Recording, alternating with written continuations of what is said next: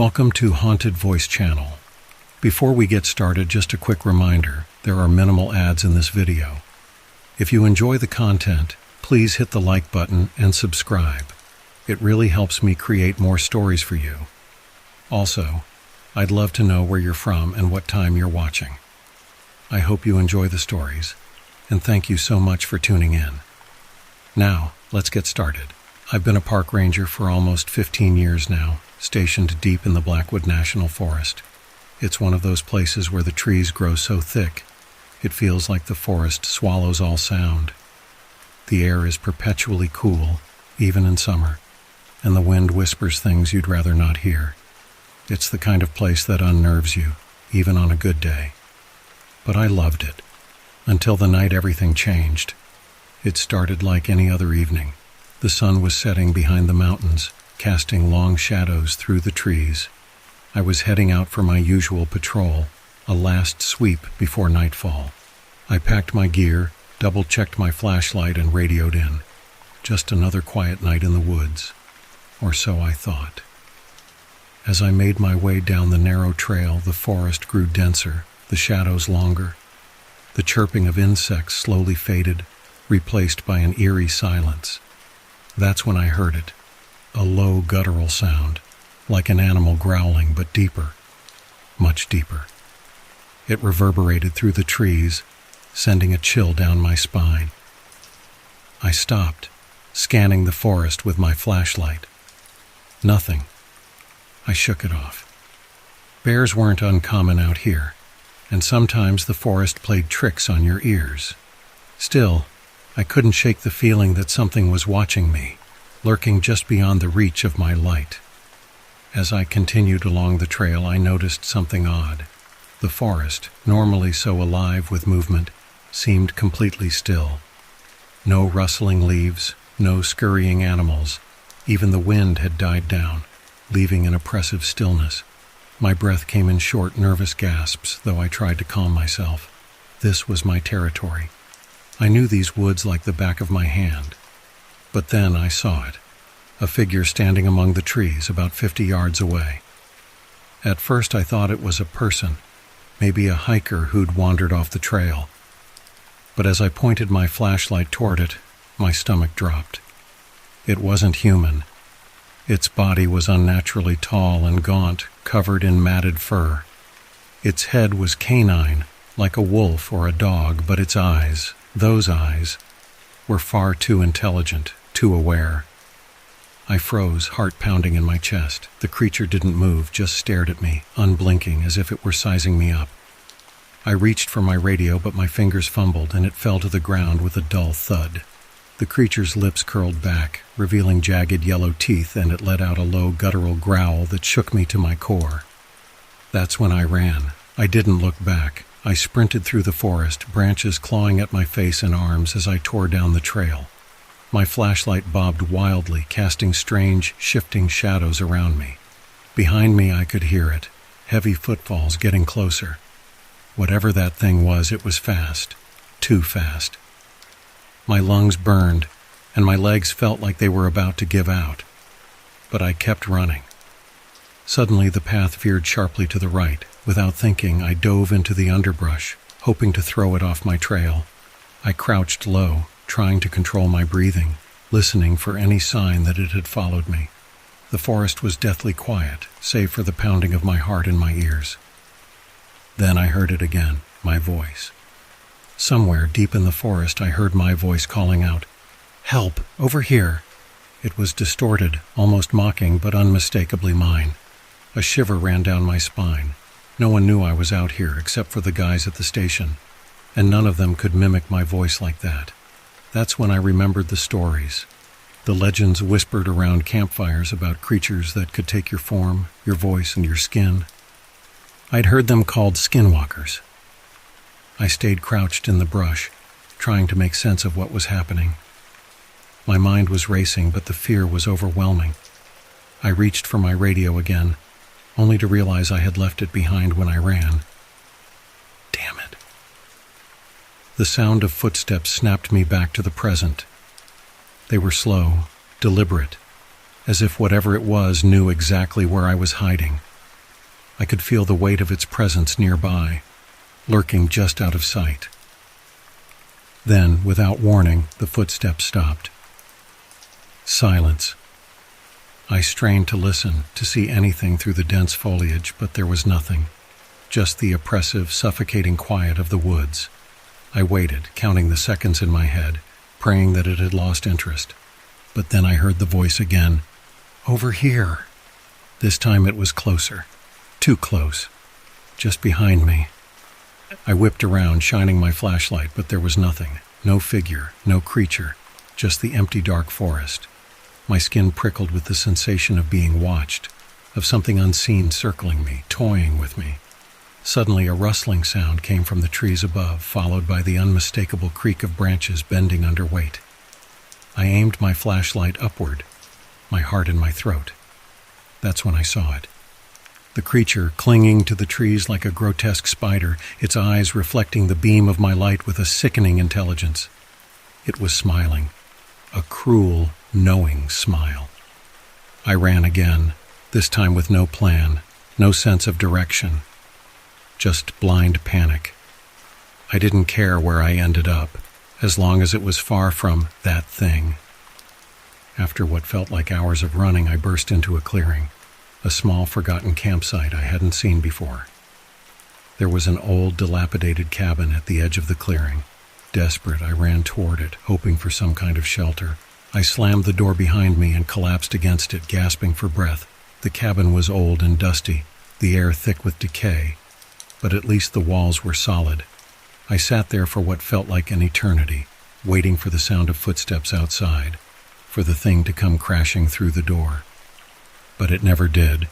Eventually, the adrenaline began to wear off and exhaustion took over. I must have passed out because when I opened my eyes, it was morning. Sunlight streamed through the broken windows of the cabin, casting long beams across the floor. I cautiously stepped outside, half expecting to see the creature waiting for me, but the clearing was empty. The forest was quiet again, almost peaceful. I made my way back to the station, shaken but alive. I tried to explain what had happened, but no one believed me. They said I was overworked, that I must have imagined it. Maybe they're right. Maybe it was just my mind playing tricks on me after all those years alone in the woods.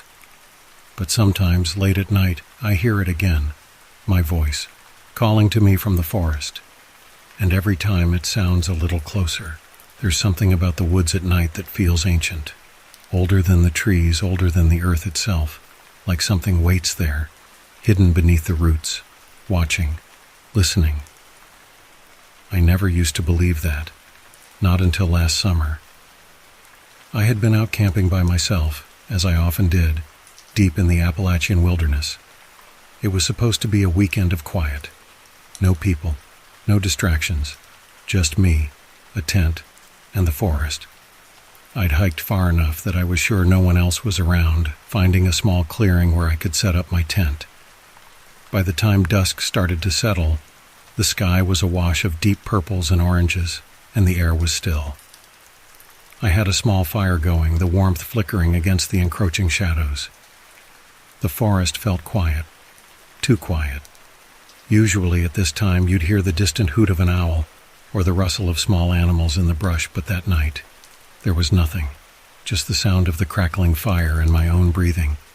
As the darkness crept in fully, I began to feel uneasy, like I was being watched.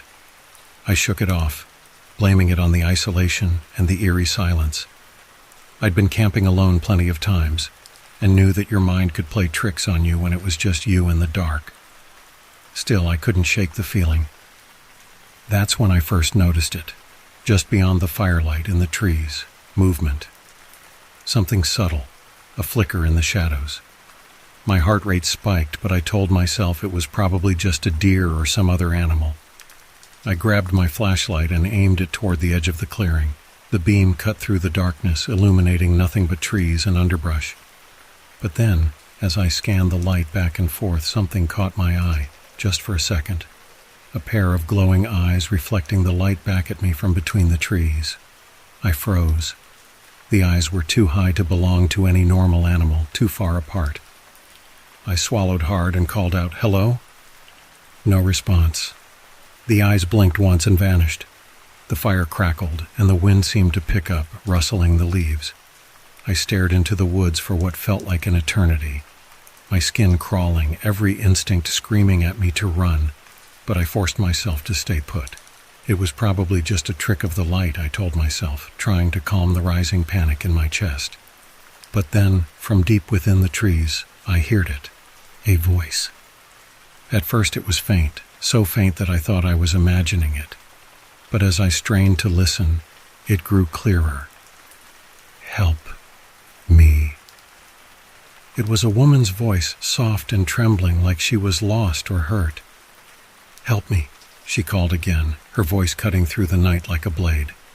My pulse quickened. I wasn't alone. Someone else was out here, maybe in trouble. I grabbed my flashlight, stood up and called back, "Where are you?" For a moment there was silence. Then, from the same direction, the voice responded, "Please, help." It sounded closer now, but still distant. My mind raced. I had hiked miles into the wilderness, and it didn't make sense for someone else to be out here, especially this late. But the voice, it was unmistakable. It had that desperate edge, like someone clinging to their last hope. I hesitated, glancing around the campsite. Every fiber of my being told me to stay put, but I couldn't just ignore it. What if someone really was out there, injured and alone? "Okay, I'm coming," I called, my voice shaking despite my best efforts to sound confident. I stepped beyond the firelight, the beam of my flashlight sweeping through the trees. The voice didn't come again, but I kept walking, my footsteps crunching against the dry leaves and twigs underfoot. The deeper I went into the woods, the colder it got. The air felt heavy, oppressive, and the trees seemed to loom closer together, their twisted branches forming a tangled canopy overhead. "Hello?" I called again, my voice barely more than a whisper now. Nothing, only silence. I took a few more steps and stopped dead. There, ahead of me, just visible in the faint glow of my flashlight, was a figure. It was a woman, at least it looked like a woman. She was standing motionless between the trees, her back to me, her long dark hair hanging down, tangled and matted. Her clothes were torn, ragged, and she stood unnaturally still, not swaying, not shifting, just still. "Hey," I called softly. "Are you okay?" She didn't respond. My heart pounded in my ears and a chill ran down my spine. Something was wrong. Very wrong. Every instinct screamed at me to turn back, but my legs felt locked in place. The woman's head twitched slightly, like she had heard me, but was unsure whether to respond. I took a cautious step closer, my flashlight shaking in my grip. "Do you need help?" I asked again, my voice barely steady. Then she moved. Not slowly, not turning around like a normal person. She snapped into motion, her head jerking to the side in a way that no human neck should ever move. It was fast, too fast, and suddenly I could see her face, or what was left of it. Her skin was stretched too tight, her eyes too wide and glassy, and her mouth hung open in a grotesque grin, the corners of her lips cracked and bleeding. She didn't look alive. She didn't look human. And then she spoke again. Her voice no longer soft or pleading, but harsh, broken. "Help me." I stumbled back, the flashlight slipping from my grasp and clattering to the ground. The light spun wildly, casting long shadows as the woman, or whatever she was, began to walk toward me, her limbs jerking unnaturally with every step. I turned and ran. Branches whipped at my face as I tore through the undergrowth, my breath ragged and desperate. Behind me I could hear her, the crunch of leaves, the snapping of twigs, too fast, too close. Her voice followed me, that same guttural mocking tone, calling out over and over, "Help me, help me." I burst back into the clearing, the fire still burning low. I didn't stop. I grabbed my pack and ran, leaving everything else behind. The trail out of the woods seemed endless, twisting and turning as the darkness swallowed me whole. Finally, after what felt like hours, I broke through the edge of the forest, gasping for air as I stumbled back to my car. I didn't look back. I couldn't. I drove all night, the image of that twisted face burned into my mind, her voice echoing in my ears. I never went back to those woods. And I never will. Because whatever I saw out there, whatever was pretending to be human, is still out there, waiting. I don't know why I agreed to it. Maybe it was the excitement in my friend Jason's voice, or maybe I just needed a break from the monotony of my life. Either way, when he suggested a weekend camping trip to a place he called the Cauldron, I didn't hesitate. It wasn't marked on any map, Jason told me, but it was known among a select group of survivalists and adventure seekers. It was this secluded valley deep in the woods, surrounded by steep cliffs, with a narrow path leading in and out. Supposedly, the place was magical, beautiful, untouched by time. Jason had only been once, years ago, but it left such an impression that he couldn't stop talking about it. The name alone should have been enough to set off warning bells, but I just shrugged it off. I was up for an adventure after all. We left early on a Friday morning, hiking deep into a stretch of forest that few people dared to explore. The first few hours were typical, nothing but the sound of our boots crunching against the forest floor and the occasional bird calling overhead. But as we got deeper, the air started to change.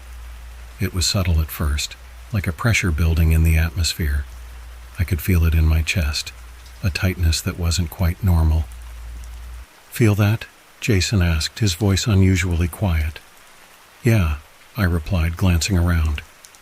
The trees were different here, taller, older, their bark gnarled and twisted like something out of an ancient painting. Even the light seemed different, dimmer somehow, though the sky above was clear. "We're close," he said, smiling in a way that didn't reach his eyes. By the time we reached the cauldron, the light was fading and the air had taken on a strange chill. The valley was as secluded as Jason had promised, surrounded by towering cliffs and thick forest. But there was something off about it. The silence was too deep. No birds, no insects, not even the rustle of leaves in the wind. We set up camp near a small clearing just close enough to the cliff walls to give us some shelter, but far enough from the trees to keep a clear line of sight. As we gathered firewood, I couldn't shake the feeling that we were being watched. I kept glancing over my shoulder, expecting to see someone, or something, lurking at the edge of the woods. But there was nothing.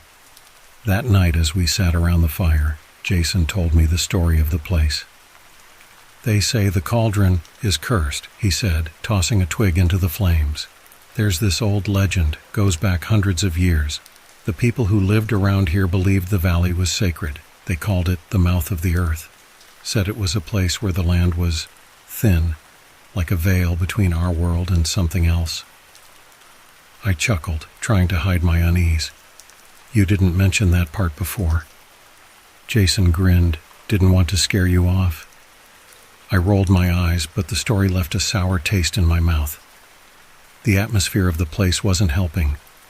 The silence had grown heavier, more oppressive, like the forest was holding its breath. That night as I lay in my tent, I couldn't sleep. The silence was deafening, pressing in on me from all sides. I kept hearing this faint sound, like a distant hum or maybe a low vibration, just on the edge of hearing. It was so faint I thought I might be imagining it, but every time I closed my eyes, there it was, gnawing at the edges of my awareness. Sometime after midnight, I heard Jason unzipping his tent. I figured he was just going to relieve himself, but a few minutes later, I heard it again. This strange shuffling sound, followed by something else. Something that sounded like a whisper, low and unintelligible, just outside the tent. I froze, straining to hear. "Jason?" I called out softly, but there was no answer. I unzipped my tent just enough to peer out, my flashlight in hand. The fire had died down to embers, casting faint orange light over the campsite. Jason's tent was open, but he wasn't there. I stepped out, the cold night air biting at my skin. "Jason?" I scanned the clearing, my light cutting through the darkness. And then I saw him, standing at the edge of the trees, facing the cliffs.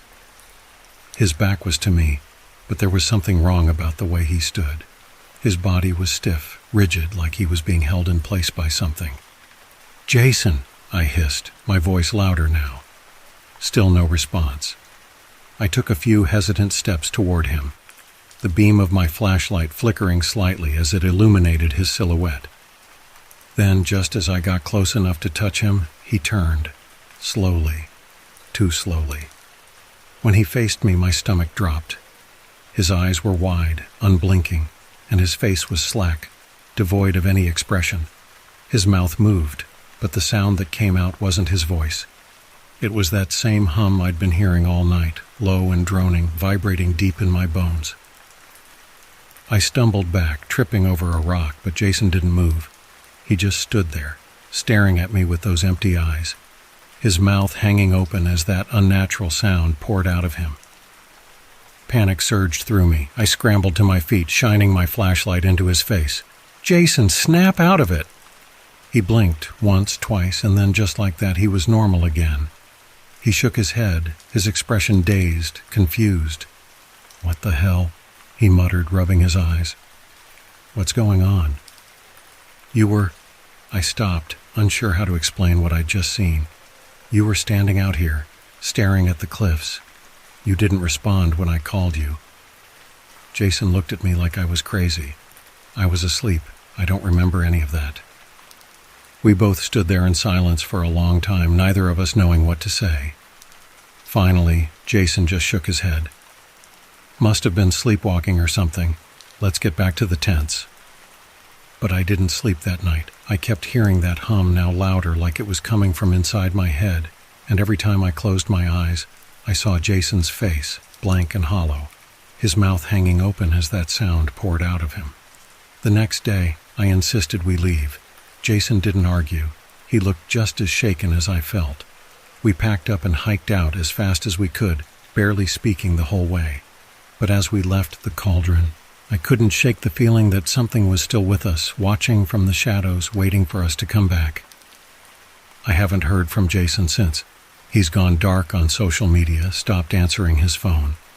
Part of me wants to go check on him, but another part, the smarter part, knows better. Whatever happened in the cauldron, it didn't stay there. And I think, no, I know it's still waiting for me to return. I'd been camping in these woods for years, ever since I was a kid. I knew them like the back of my hand, every trail, every hidden creek. But this time something felt off. Maybe it was the cold, sharper than usual for late October. Or maybe it was the quiet. Too quiet. I'd been out with my buddy Jake, just a weekend trip, nothing fancy. He was back at camp, getting the fire going while I ventured deeper to collect more firewood. We weren't far from the trailhead, maybe half a mile. But once the sun began to set, the forest shifted. The trees grew darker, thicker. Even the smell in the air changed. Something damp, rotten. The kind of smell that makes the hair on your arms stand up. I picked up a few more branches and started back toward camp when I heard it, a low growl. Not close, but close enough to make me stop dead in my tracks.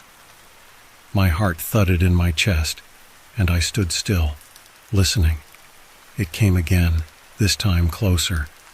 A deep guttural snarl from somewhere in the shadows. I turned, scanning the trees, my eyes trying to adjust to the growing darkness. "Jake?"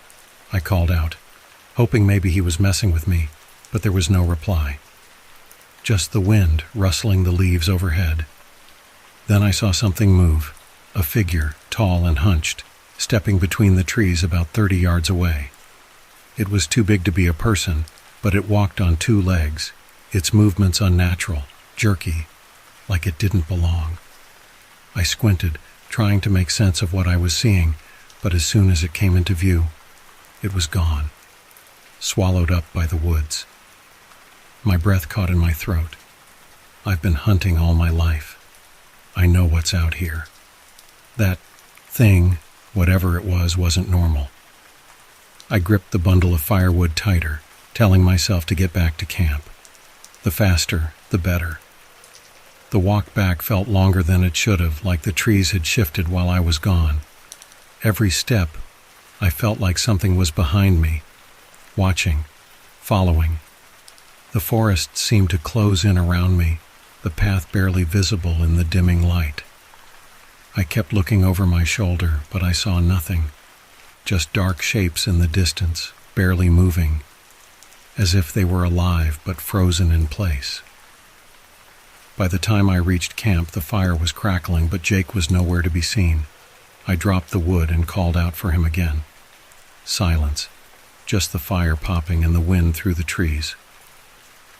"Jake?" I yelled louder, but the only answer was that same growl, this time so close it seemed to rumble from behind the tent.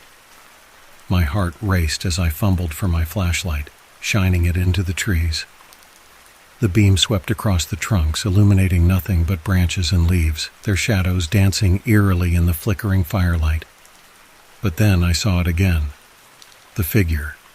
Closer now, its eyes reflecting the light back at me. 2 glowing orbs, staring, unblinking. It was tall, maybe 7 feet, with long limbs and skin stretched tight across its frame. Its face, if you could call it that, was twisted, wrong, like something wearing a human mask but not knowing how it should fit. I froze, my mind racing. What the hell was it? A bear? No. A person? Definitely not. "Jake?" I whispered, as if somehow he'd step out from behind the trees and tell me this was all some sick joke. But then the thing moved, fast, disappearing behind the trees, the snapping of twigs echoing in its wake. I wasn't alone out here. Whatever that thing was, it was real, and it was hunting me. I backed up toward the campfire, my heart hammering in my chest. I had my knife, but what good would it do against that? I tried to steady my breathing, scanning the tree line for any sign of movement. That's when I saw something else. Footprints. They were all around the camp, but not Jake's. No, these were large, clawed, like a mix between human and something animal. I crouched down, examining them, when I saw another print, a bare foot, smaller. Human. A chill ran down my spine as I followed the tracks toward the trees. They led off into the woods just past the fire's edge. And next to the human print, blood.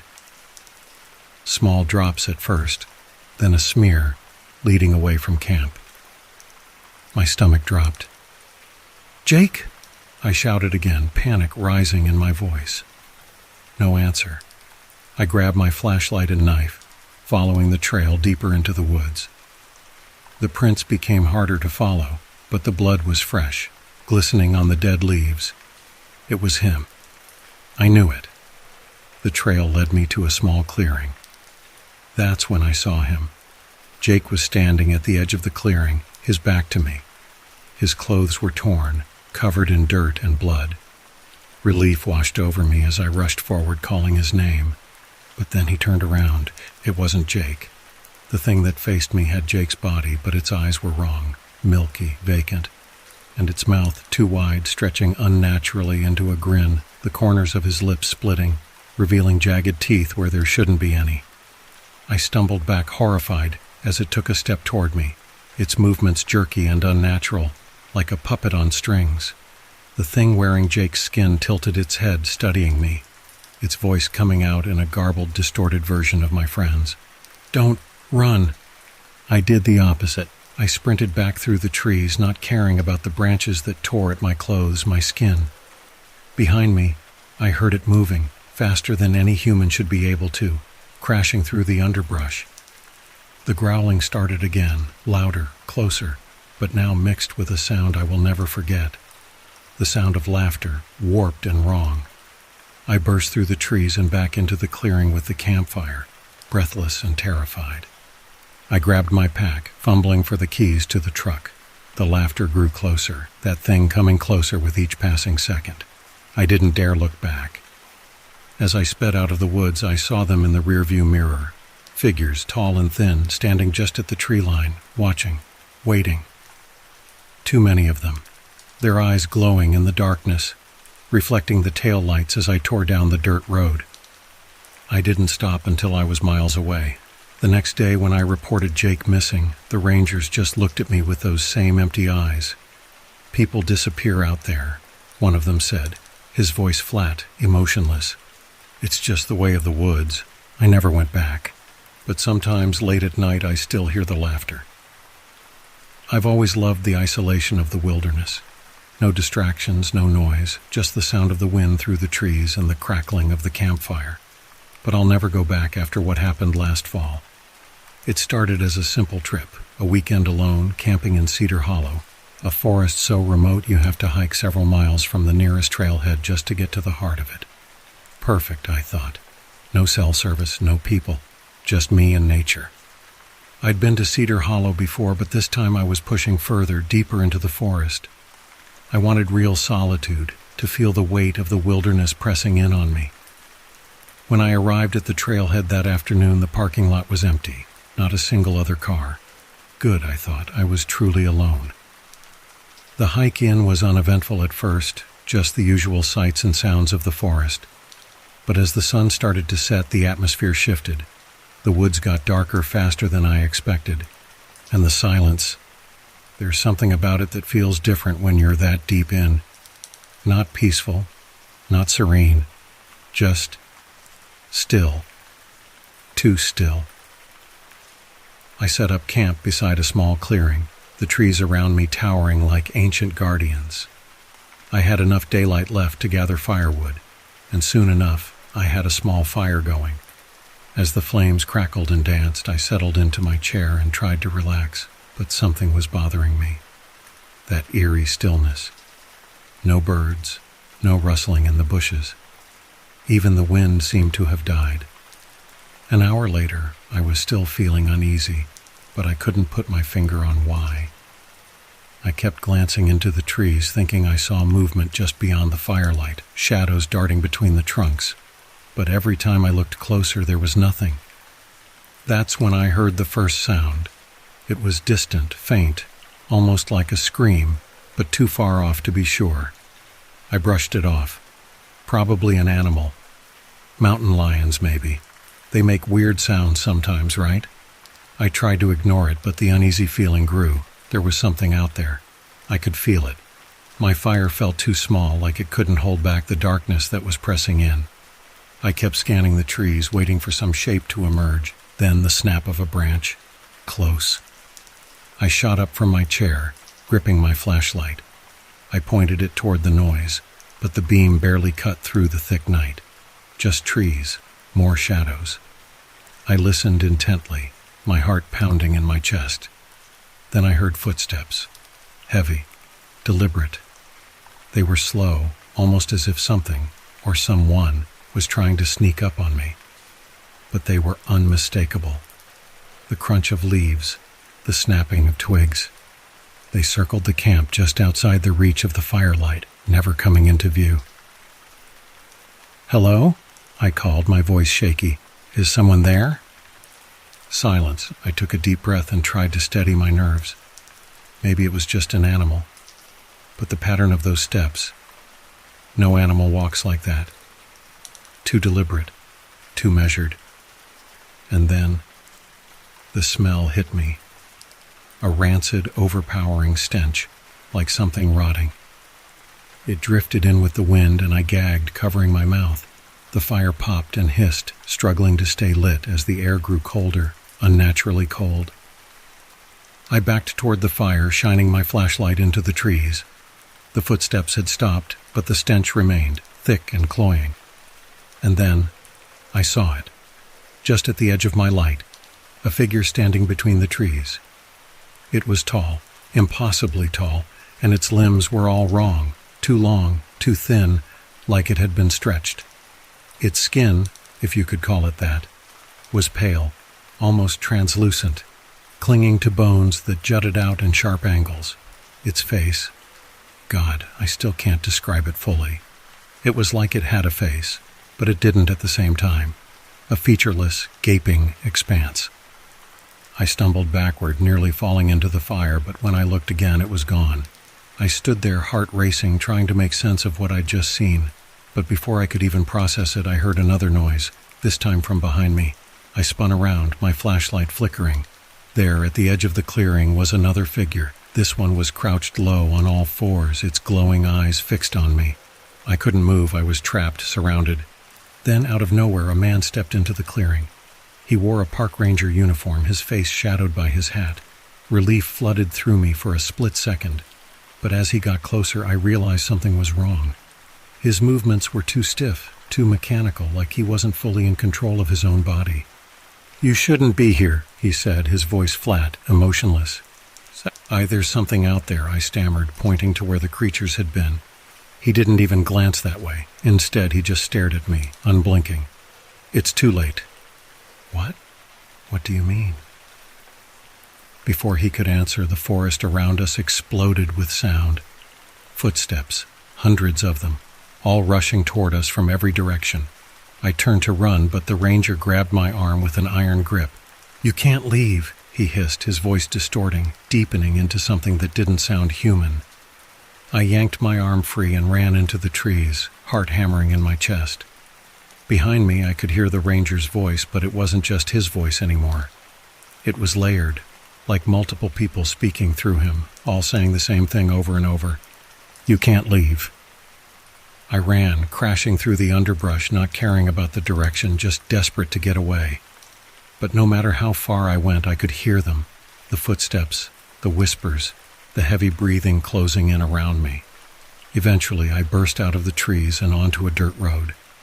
My car was parked just ahead, right where I'd left it. I sprinted to it, fumbling for my keys, hands shaking so badly I could barely get the door open. I slammed it shut and locked it, gasping for breath. For a moment, everything was silent, no footsteps, no whispers. But then, from the edge of the woods, I saw the ranger again. He stood there just watching, his face twisted into that same unsettling grin. I floored the gas pedal and didn't look back until I was miles away, the trees shrinking in the rearview mirror. When I finally got home, I tried to report what happened, but Cedar Hollow, they told me, had been closed for months. No park rangers, no visitors. It was off limits after a series of strange disappearances. I don't know what I saw that night. I don't know what was stalking me or what that ranger really was. But I can still smell that stench sometimes in my nightmares, and I can still hear those footsteps getting closer. And I know one thing for certain, whatever's out there in Cedar Hollow, it's waiting. I didn't believe the stories at first. They were always passed around like folklore, a way to scare the tourists or keep teenagers from sneaking into the woods at night. The Pale Ones, they called them. Rangers whispered about them when they thought no one was listening, the ones that had been working in the forest long enough to see strange things. Still, I brushed it off. I was skeptical, always had been. Cryptids, ghosts, skinwalkers, just stuff to tell around a campfire. That changed last summer. My girlfriend Katie and I had decided to take a weekend trip to one of the more secluded campgrounds in the area. We both loved the outdoors, and the idea of being far from any other campers appealed to us. The place was a good hour's hike from where we parked the car, deep in the heart of the forest, away from the crowds and noise of the main sights. It was perfect, or at least it seemed that way. We arrived late afternoon, the sun already low in the sky, casting long shadows across the ground. The trees out here were ancient, towering over us like silent giants. The air was thick, cooler than it had been when we first arrived. I set up the tent while Katie gathered firewood, the quietness of the woods settling around us. The only sound was the distant rustle of leaves and the occasional crack of a branch breaking underfoot. As dusk fell, the woods seemed to come alive in a way I hadn't expected. The silence became oppressive, like the forest was holding its breath. The fire crackled weakly, barely enough to push back the encroaching darkness. Every now and then, I thought I saw movement just beyond the reach of the firelight. Shadows shifting, trees bending. But when I looked directly, nothing was there. Katie was the first to bring it up. "Do you feel weird?" she asked, her voice unusually quiet. "Weird how?" I asked, trying to keep my tone light, though the unease had already started crawling under my skin. I don't know, it's just the air. It feels heavy, like we're being watched. I laughed it off, but in truth I'd been feeling it too. That prickling sensation at the back of my neck, like a pair of unseen eyes were trained on us. I told her it was probably just the isolation getting to us.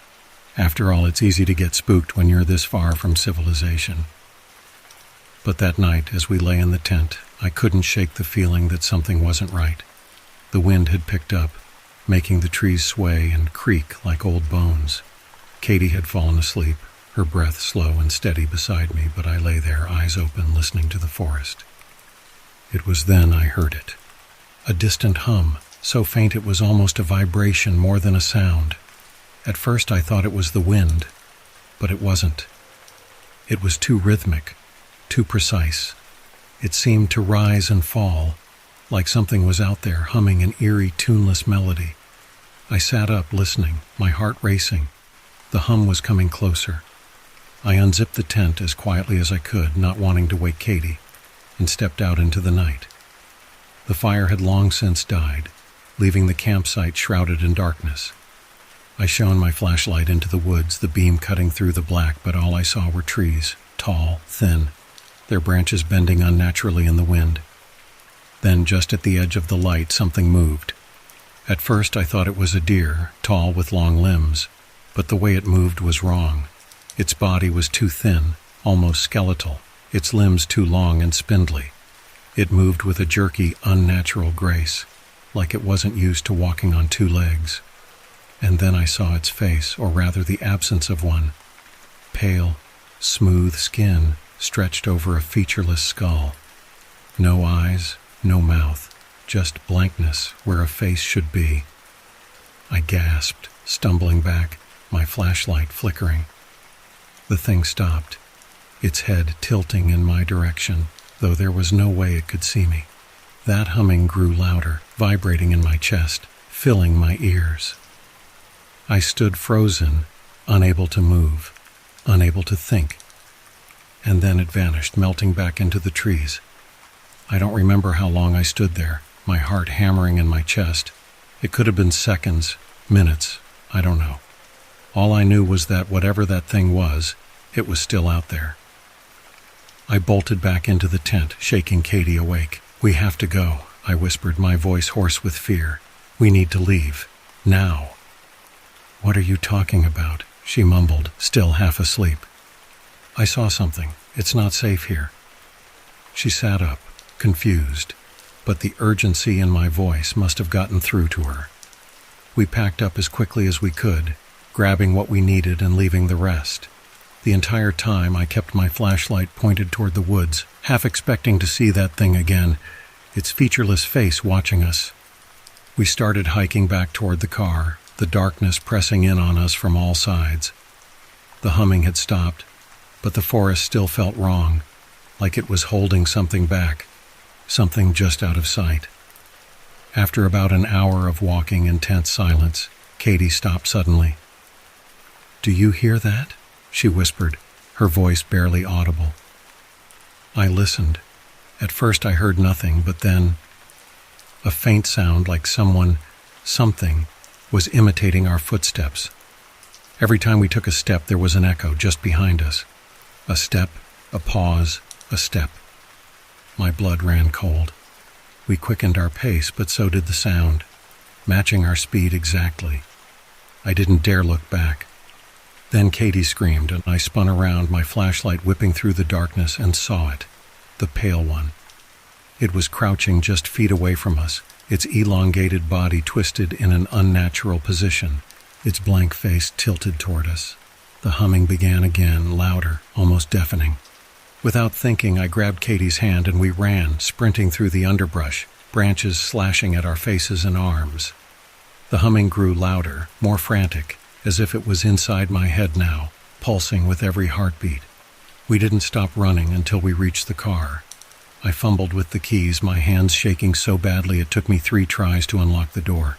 We threw ourselves inside, slamming the door shut, and I floored the gas, not daring to look back. We didn't stop driving until we were miles away from the forest, the humming still ringing in my ears. We never reported it. Who would believe us?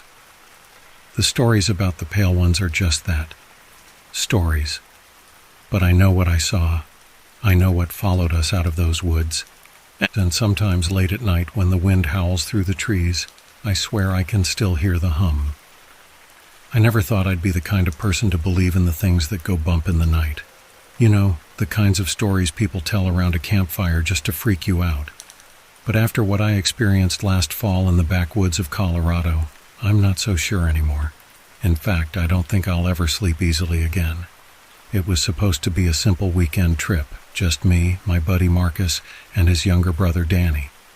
We'd packed light, drove far, and trekked deep into the isolated woods of a national forest.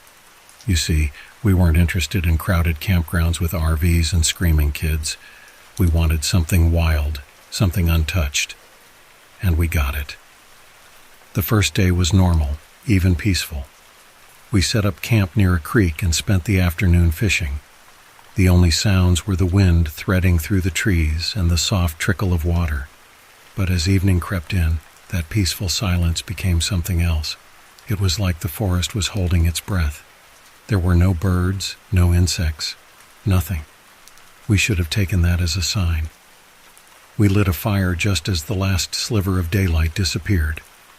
Marcus joked about the lack of wildlife, calling it prime Bigfoot territory. Danny, of course, laughed it off, and I chuckled too, but something about that joke made my skin crawl. I didn't say anything, though. We were miles from anyone, maybe miles from anything, and that isolation was starting to feel a little too real. That's when the first howl pierced through the trees. It didn't sound like any animal I knew. It was high-pitched, like a scream, but guttural, as if something massive was forcing it out of its throat. We all froze, eyes wide, listening. It came again, closer this time, echoing through the trees. Marcus laughed nervously. Must be a coyote. But there was no confidence in his voice. Coyotes don't sound like that. Another howl, this one even closer. The fire flickered, and I swear for a second, the shadows it cast seemed to stretch unnaturally far into the woods, twisting and writhing like living things. We should get inside the tent, Danny suggested, his voice tight. Marcus shook his head, trying to maintain the bravado, but I could see it in his eyes. He was scared too. We packed up the food and doused the fire, the darkness rushing in around us like ink. I've never felt anything as oppressive as that night. As we zipped up the tent, another sound came, a rustling in the underbrush not 20 feet away. It was a rhythmic sound, heavy, like something large moving deliberately through the forest. We held our breath, straining to hear. The footsteps were deliberate, slow, like it knew we were listening. Then, silence. I mouthed to Marcus, "What was that?" But he only shook his head. That's when the scratching began. Something was dragging its claws across the tent fabric, light at first, then harder, like it was testing the strength of the material. Danny whimpered, and Marcus shot him a look, telling him to be quiet. But honestly, I didn't blame the kid. I felt like screaming too. Then came the voice. It was faint but clear, my own name. Jake. It sounded off, though, like someone who'd never spoken before was trying to say it for the first time. It echoed around us, coming from everywhere and nowhere at once. My heart pounded so loud I could barely hear anything else, but then it came again. Ack! It wasn't Marcus, and it definitely wasn't Danny. Both of them were staring at me with wide, terrified eyes. My mouth went dry and my mind raced. How could someone know my name? We were miles from civilization, and no one knew where we were. That's when the tent started to collapse. Something or someone was pushing down on it from all sides. I could hear the fabric stretching, the poles bending. Marcus fumbled with his flashlight, but the beam flickered weakly, casting long, jagged shadows that seemed to warp in the light. There was movement outside, faster now, circling us, accompanied by a low growl that seemed to vibrate the very ground. The tent collapsed entirely, and in a blind panic we scrambled out, hearts hammering. I'll never forget the sight that greeted us outside.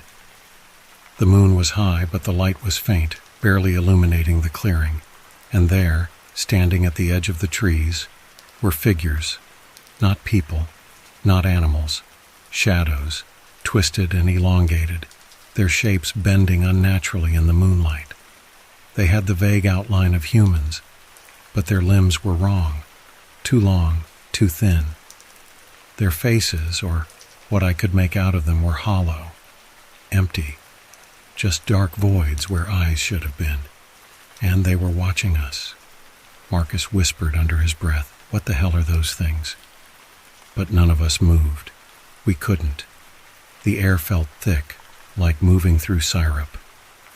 One of the figures stepped forward, and as it did, the trees seemed to bend away from it like they were recoiling. Its head tilted, and I heard it again. The voice, this time louder, more distorted. "Jake." It came from its mouth, if you could call it that.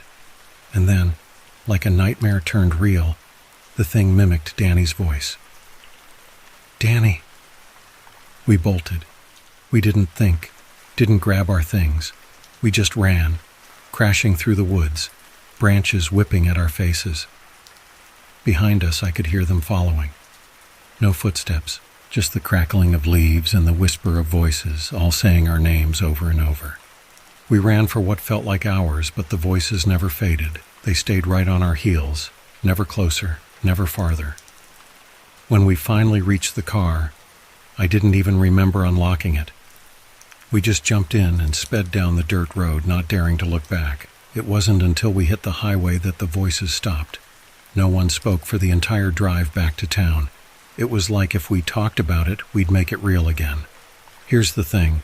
When we went back a week later with the park rangers, they found our campsite, but they didn't find our tent. They didn't find our bags or the fire pit or anything. What they did find was footprints, massive, human-like, but distorted. They circled the area in impossible patterns, overlapping as if whatever made them had no regard for physical space. And the trees. The bark was shredded like something had clawed at them with unnatural force. That was the last time I set foot in the woods, and now, every night, just before I fall asleep, I swear I hear it again. That voice, calling my name. Jackie. And I don't know how much longer I can ignore it. Camping was supposed to be a way to reconnect, with nature, with myself, with the things that really mattered. I had been feeling disconnected from everything lately, so a weekend in the remote wilderness seemed like the perfect solution. My friend Ethan had recommended a secluded spot he'd been to once before, tucked away in a thick forest about 3 hours from the nearest town. No cell service, no noise, just pure isolation. Exactly what I needed. I arrived at the campsite late in the afternoon, the sun already dipping below the horizon, casting long shadows between the towering trees. The place was eerily quiet, with only the sound of wind whispering through the leaves and the occasional creak of branches. The campsite was small, nestled by a small lake that looked like glass in the fading light. It was beautiful, but something about the silence felt off. Still, I shrugged it off as nerves. Being so far from civilization was bound to be unsettling at first. I set up my tent quickly, not wanting to be out in the open once night fell. I built a small fire, ate a quick meal, and sat back to enjoy the peace. The sky turned dark quickly, stars peeking out through the canopy above, and the fire crackled softly as I stared into the flames. It should have been peaceful. It should have been calming. But I felt it again. That unsettling sensation, like I wasn't alone. I brushed it off, attributing it to the eeriness of the woods. After all, being alone in a forest at night messes with your head, right? It's easy to imagine things that aren't there. I kept repeating this to myself, trying to push the unease away. Around midnight, I decided to turn in. The fire had burned down to glowing embers, and the air had grown cold. I zipped myself up in my sleeping bag and tried to sleep. But sleep didn't come easily. The forest was so silent that every tiny noise felt magnified. The rustle of leaves, the creak of a branch. I was acutely aware of every sound, every shift in the air, every distant rustling noise. I tried to tell myself it was just the wind, or maybe an animal scurrying through the underbrush. But then I heard it. Something soft. Something deliberate. Footsteps. I froze. They were slow, cautious, like someone trying to move quietly but unable to avoid making the slightest sound. My heart raced. Maybe it was just a deer or some other animal, but no, these were too deliberate, too human. The footsteps circled the tent, stopping every few seconds as if whoever, or whatever it was listening, waiting. I held my breath, trying not to make a sound. My mind raced through the possibilities. Another camper? But I was miles away from the nearest trail. A ranger? Unlikely this late at night. I stayed perfectly still, listening as the footsteps came closer, closer still, until they were right outside my tent. I could hear the soft crunch of leaves, the faint sound of breathing. Then, nothing. The silence was worse than the noise. It pressed in around me, thick and suffocating. I waited, straining my ears for any sign of movement, but there was nothing. No footsteps, no rustling, no sound at all. Minutes passed. I don't know how long I lay there, terrified to move, terrified to even breathe. Eventually, exhaustion took over, and I drifted into a restless, uneasy sleep. The next morning I woke up early, the events of the night still fresh in my mind. I unzipped the tent and stepped outside, blinking in the bright morning light.